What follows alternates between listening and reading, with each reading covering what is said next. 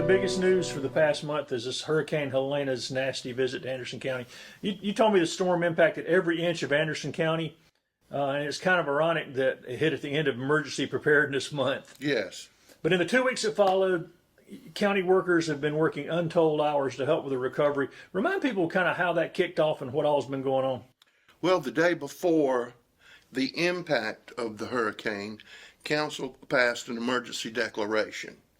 And when that emergency declaration is passed, everything falls under Chairman of County Council and his instrument. And so we began preparations before it hit. And everything was going well that night until around 3:30. And that's when it really hit. It took a path that nobody had And anticipated. nobody suspected it would. You and I have been around a long time. This is the first hurricane really to reach Anderson, isn't it? Yes. Well, remember back 35 years ago, Hugo came through selected parts of Anderson County and did some damage, and more damage in Pendleton than people remember, and then went up to Charlotte and really caused havoc. But that was 35 years ago, and it wasn't countywide. This hit from below Iva to the tip of Powdersville. There was no place that didn't have some damage in it. And so, no, we've never had anything like this. Never. Nothing that's ever impacted the whole county at one time. And what's been the biggest challenge? I know the debris. I saw the report said at least 500,000 cubic tons of debris so far. Oh, yes. If you go to our C&D landfill, construction and debris landfill, we now have something. Well, really in Star. Yeah, Star. And Greg Smith is our solid waste manager and literally a genius. We're always out front and everything, and all that's attributable to him. But we have a large, large pile. So right now, my nickname for it is Smith Hill. But yesterday, we retained the services of a chip grinder. And so we're going to be taking a lot of those large trees and things and grinding them up into mulch. So that's going to help. But that's what we're doing on that end. But You're going to give the mulch away like we've done before? yeah, and there can be several places where people can get mulch, but we'll get into that when we hit debris cleanup. I mean, we were riding around 4:30, 5 o'clock, 5:30, 6 o'clock in the hurricane, which seemed like the right thing to do at the time, but turned out to be one of the stupidest things I've ever done with the trees falling. But Deputy Administrator Matt Hogan and I wanted to go see what was going on, and we did. Nobody got hurt, though. Nobody got hurt. That's a miracle. It's a miracle. Then almost as soon as it was clear enough to go to work, our crews went up. And the first thing you do is what you call a push, and that's just to push things out of the roadway. So we did that big push, and we continued that push. We also had a tremendous amount of assistance from Horry County. They sent a crew up here. We had the National Guard. We had a Sergeant Laureano was embedded with us during the whole affair. We had all the resources of the National Guard. Hilton Head Emergency Manager came up here and helped us. A thing that you and I will find interesting, since we've been here since the beginning of creation, the Assistant Administrator for Horry County came up too. Well, the Assistant County Administrator for Horry County is former Councilman Prue Gilreath's grandson and nephew of Bo Gilreath, the legendary fire chief for the city of Anderson. But, you know, people have talked about in the past, you know, every time there's something on the coast and y'all send all these people down there. And I don't know why, you know, some people say, I don't know why y'all do that. Well, it's called cases like this. We needed help. These people came up and helped us. They worked 7 days a week, all the time. Of course, this is the first time that the Anderson County as a whole has worked 24 hours a day for an extended period of time. So we didn't quit working at 5 o'clock. We were continuously working around the clock. And the people who work for Anderson County are a whole lot better people than I am. And we had people who would not go home. And you have to remember that their families were sitting at home with no power, in the dark, and they were still out here. We had one person I know worked 5 days straight. Joshua Hawkins, our emergency services manager, probably got 3 or 4 hours of sleep, if he got that. And his assistant, Cade, worked just as hard. Everybody in emergency services, roads and bridges, I mean, we had one person literally who looked at a computer screen assigning tasks for 36 hours. I've never seen anybody look at a screen and wouldn't look up. And we had a lot of people who wouldn't go home. Then we had a person, Mitchell Stroud, who was over all the volunteers who were calling in wanting to help. So he was assigning them tasks to what to do. And you had all these people in one place at the Civic Center. All these people, we went to the backup emergency operations center, which is at the Civic Center. We did that. Then we moved back to the emergency operations center on Bleckley Street. But I mean, it was a beehive of activity and people working real hard and caring beyond what anybody would ever imagine they would do. And they just did it. So after we did the push and got the roads open, then we had to clear it. In some cases, we were only able to open up one lane. Then we went back and started debris pickup. Then the decision was made is that we were going to do an agreement with SCDOT. They had a company who specializes in debris cleanup. So we reached out to them and we signed on with them. Now, all of this money is reimbursable by FEMA. They said 75, it's 90-10. When all the damage is assessed, it'll be 100% reimbursable. Monday on the 14th, they're going to have 4 staging areas in Anderson County, different parts of the county. They're going to be headquartered out at our landfill, but they will have very, very large trucks and very, very, very large pieces of equipment with claws. And everybody in Anderson County, on every road in Anderson County and every state road, these trucks, this equipment will come pick stuff up. It has to be in the right of way, but it can't be on the road. And they will make more than one trip. So if you don't get it all out one time, they will come back again and they will come back again. So, because I've had several people call and say, I'd like to get on that list. Well, there is no list. Right. If you live in Anderson County and you live on a state road or a county road, they're going to come by. Well, municipal roads, same thing. Municipal roads, every municipality is signed on to do this too. And so if you're on a road, you have debris, push it to the right of way, not in the road. And please don't, as some people have done, push their debris onto their neighbor's side of the road. Because there was a rumor going around that we wanted you to push it to a certain side of the road. That's not true. Stay away from mailboxes, meters. Yep. And do not, under any circumstances, put any household garbage in that pile. Don't put refrigerators in that pile. The only thing that can go in that pile is vegetation. And all of this vegetation is going to be ground up into mulch, all of it, because there's just no place to store that amount. And they will be working for 60 days in our county doing this. So I wouldn't wait if it was me to get stuff out. I would try to get it out as soon as possible. But again, it's not one pass by your house. So if everybody, some of these places that have 20 trees down can't get it all out by Monday, they'll be making swips Yes. back around. I mean, it's not just a one pass kind of deal. And so we think we've got every road in Anderson County covered by this with this company, and this is what they specialize in doing. You mentioned the cooperative effort of Horry County and these other places. What about, there's all these people sort of spreading misinformation. How closely did y'all work with the state and federal folks and FEMA, and how good were they to work with? Everybody was good to work with, except when they cut DHEC in half. They put one division over there, and there was a lot of screaming, and I might have been guilty of some of it, about not responding fast enough or not doing certain things.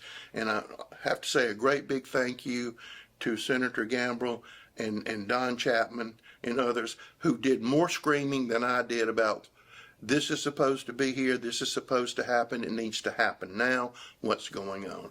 So the state, except for that part, the public health part, was perfect.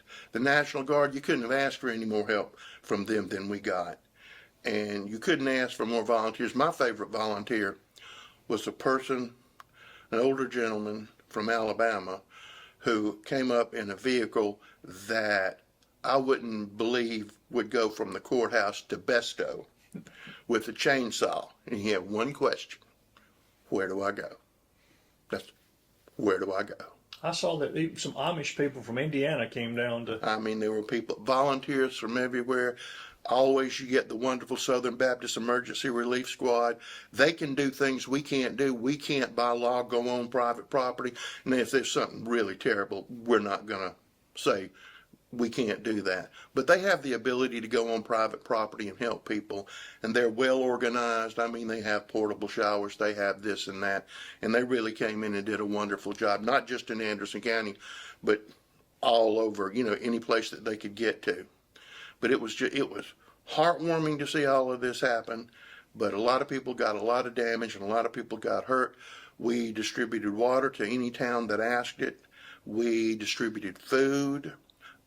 We supported the efforts out at the airport, which were phenomenal, getting over 1 million pounds of supplies to people in western North Carolina. Yeah, that was something we were doing in the midst of trying to clean up piers, trying to help western North Carolina. But at the same time, those people also were taking that food and also distributing it out. I know that they made a major donation in foodstuffs and products to AIM. I know they did to Hope Missions and other groups.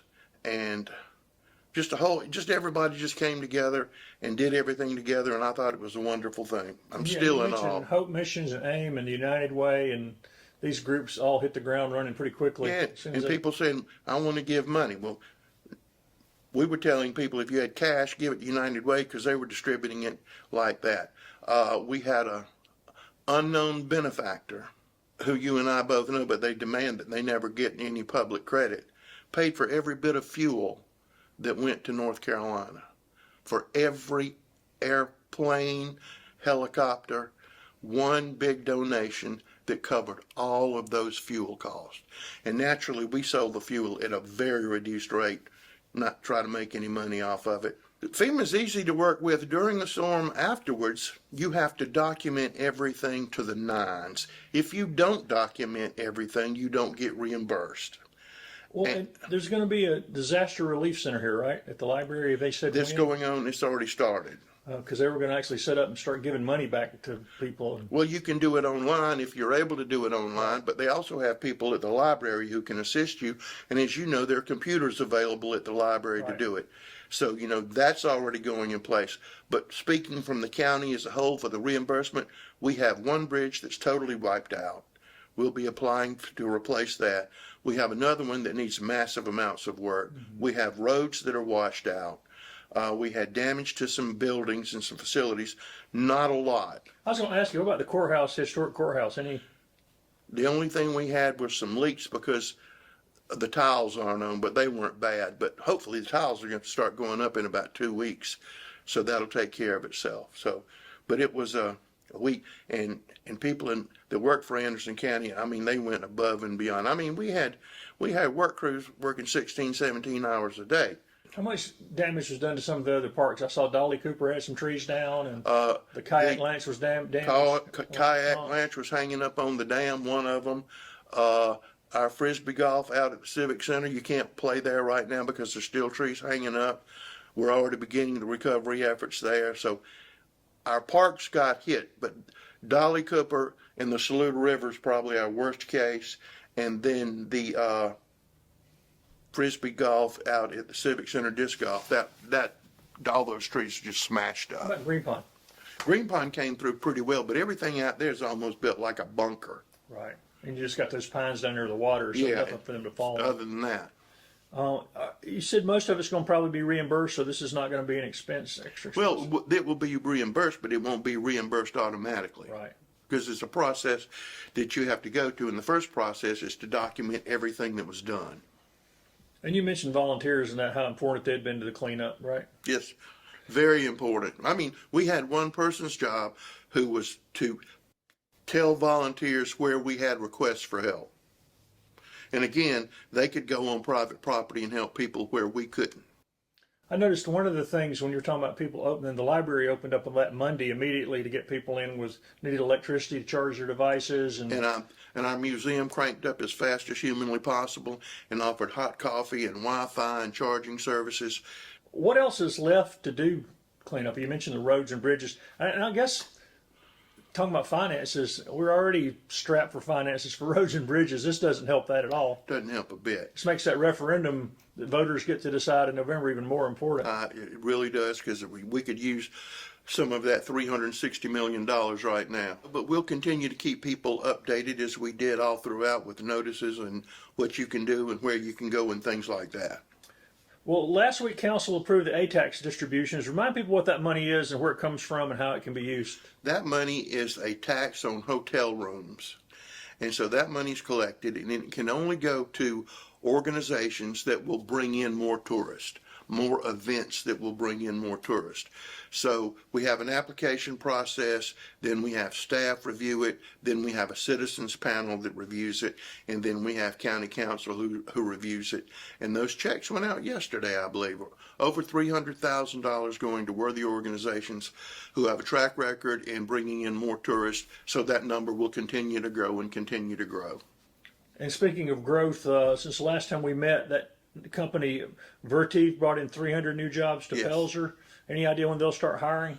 I know that they're looking for engineers right now as hard and as fast as they can. We had a discussion on that yesterday. That's in Pelzer, just so people. Yeah, but they are in dire need of engineers, and they're in dire need of engineers with skills in electrical work, and it's almost a specialized thing. So we were working with them on that yesterday, but that is a very nice and wonderful company, and we expect more good things to come out of that company.